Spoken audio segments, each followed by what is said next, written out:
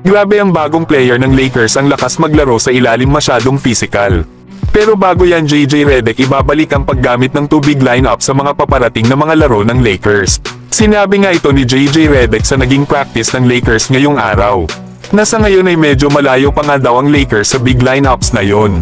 Pero ito daw ang bagay na ginawa ng Lakers sa naging laban nila sa Miami Heat. Kaya naman ito daw ang isang bagay na babalikan nila para sa kanilang mga small stretches ng laro. Pero hindi daw ibig sabihin na hindi na sila maglalaro ng small ball lineups. At ito nga daw ang iniisip ni JJ Redick kung saan at kailan sila makakakuha ng oras para magawang magsanay ng small ball looks na iyon. Lalo at mahirap nga daw ipaliwanag kung gaano kaliit ang Lakers nang subukan nila ang small ball lineups. Effective naman daw ang 2 big lineups, pero sa panandalian lang kasama ni Anthony Davis at ng isa pang big man. Lalo na nang makasama daw ni Anthony Davis ang maaalinman kana Christian Coloco, Armel Traore at Jackson Hayes.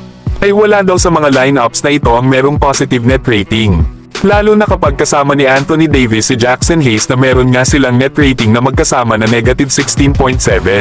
Kaya yan daw ang pinaka-worst na net rating sa 2-man lineup kasama si Anthony Davis ngayong season na may at least 20 minutes played. Kaya ito pala yung dahilan kung bakit hindi ginagamit ni JJ Redick ang 2 big lineups madalas. Na hindi nga daw kasi ito bagay lalo na kay Jackson Hayes. Pero sa naging laban daw ng Lakers laban sa Miami Heat na sa 3 minuto na magkasama sila Anthony Davis at Jackson Hayes, ay naniniwala si JJ Redick na makakahanap ito ng success para kana Davis at Jackson Hayes. Lalo at nakuha pa ng Lakers ang bago nilang player na si Trey Jemison, isang big man.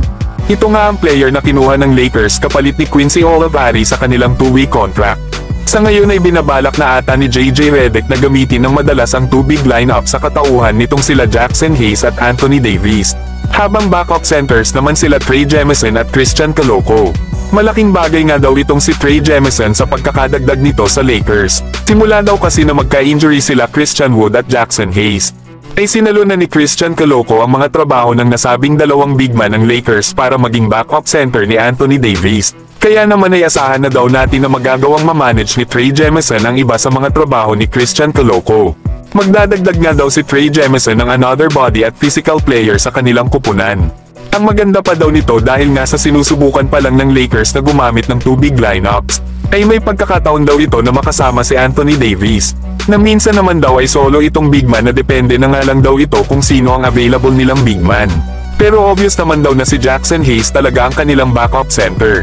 Kaya hindi daw ibig sabihin ay maglalaro ito ng mas higit pa kay Jackson Hayes. Pero ang addition daw nitong si Trey Jemison ay napaka-importante daw para sa Los Angeles Lakers. Lalo at mataas nga daw ang energy at IQ nitong si Trey Jemison, sa madaling salita ay matalino daw itong player. Kaya excited na daw sila JJ Redick na makasama ito sa kanilang lineup. Yan pala mga idol ang plano at gustong mangyari ng Lakers dito kay Trey Jemison. Sino ba naman kasi ang hindi magugustuhan ang bagong player ng Lakers? Malakas na sa depensa, malakas pa kumuha ng rebounds, lalo na ang makascore sa paint. Physical nga itong maglaro na ginagamit niya nga ang kanyang malaking katawan para i-box out ang mga kalaban at para makascore at makakuha ng rebounds. Ito nga ang kailangan ng Lakers, lalo at mahina ang Lakers sa interior defense at sa pagkuha ng mga offensive rebounds. Nauna na nga ring sinabi ni LeBron James na kailangan daw ng kanyang mga kasama na maging physical maglaro. Kaya itong si Trey Jemison na ang player na kailangan ng Lakers para sa kanilang frontcourt kasama ni Anthony Davis. Napanigurado na maraming papahirapan na kupunan ng Lakers kapag nagawa nilang ma-unlock ang kakayahan ng kanilang 2 big lineups. Lalo at sa ngayon ay may backup center na silang physical at malakas kumuha ng rebounds at gumawa ng depensa.